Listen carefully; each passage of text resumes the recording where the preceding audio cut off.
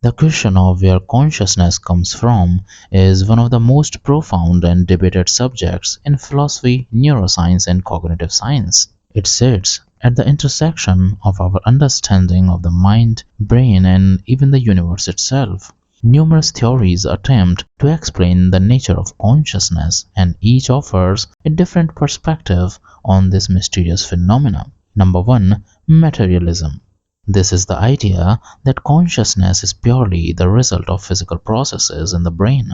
According to materialists, every thought, feeling, or experience we have can be traced back to neurons firing in our brain. In this view, mental states are nothing more than brain states, and the mind is simply what the brain does. Consciousness then is seen as an emergent property, a byproduct of the complex interactions among billions of neurons. Although this view is dominant in much of modern neuroscience, it raises challenging questions such as how subjective experiences like the feeling of pain or the color red arise from mere physical processes. Number 2. Dualism. In a stark contrast, dualism argues that the mind and body are fundamentally different substances. René Descartes, a 17th century philosopher, is perhaps the most famous advocate of this view. He suggested that while the body is made of physical matter, the mind or consciousness exists as a non-physical substance, separate from the brain. According to this view, while the brain may control bodily functions, true consciousness, the essence of our thoughts, emotions, and experiences, resides in something beyond mere matter. While the dualism aligns with our intuition that consciousness feels separate from the physical world, it struggles to explain how two such different substances, mind and body, could interact. Number 3. Panpsychism. Panpsychism offers a radically different view by suggesting that consciousness is not exclusive to humans or even living beings. Instead, it proposes that consciousness is a fundamental feature of all matter, from the smallest particles to the largest galaxies. In this view, everything in the universe possesses some degree of consciousness, albeit at different levels of complexity. While a human might have a very high level of consciousness, a rock or an atom might have an almost negligible level. Though it sounds strange to think of non-living objects as conscious, panpsychism provides a possible answer to the hard problem of consciousness, how and why subjective experiences arise in the first place.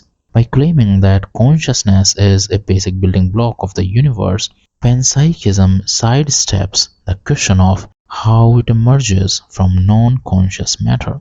Number 4. Integrated Information Theory. IIT. IIT offers a more scientific framework for understanding consciousness. According to this theory, consciousness is tied to the ability of a system to integrate information. In other words, the more information a system can process as a unified whole, the more conscious it is. IIT also introduces a measurable aspect, suggesting consciousness can be quantified based on how much integration happens within a brain or other system. This theory is gaining traction because it aligns well with our current understanding of neural networks and how they process information. However, this theory doesn't explain why integrating information should produce subjective experience or what makes this integration feel like anything at all. Number 5. Global Workspace Theory. This theory likens consciousness to a stage in a theater where only the actors, that is the information in the spotlight, are conscious while everything else in the mind remains backstage out of awareness. According to this model, consciousness arises when certain pieces of information are broadcast to a network of neurons, allowing the brain to process and use this information globally. Information that is not broadcast remains unconscious, like memories we are not actively thinking about. This theory emphasizes the idea that consciousness serves a functional purpose, allowing us to focus on relevant information and make decisions. However, like other theories, it doesn't fully answer why this broadcasted information should feel like anything at all.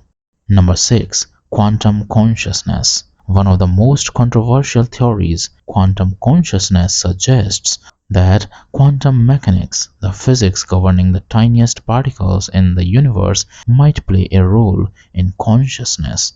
Proponents like physicist Roger Penrose believe that quantum processes inside brain neurons could contribute to the experience of consciousness.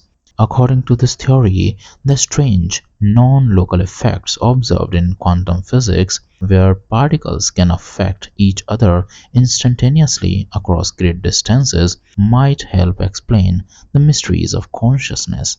While this theory is intriguing and appeals to the idea that mind operates in ways beyond our current understanding of classical physics, it remains speculative and has not gained wide acceptance in the scientific community. Friends, each of these theories offers a unique perspective on the source of consciousness, but none have yet provided a definitive answer.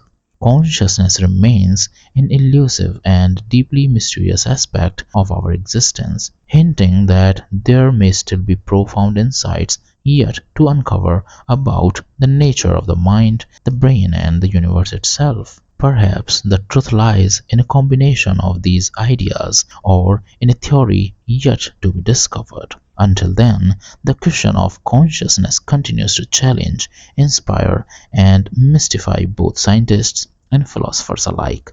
Thank you for watching.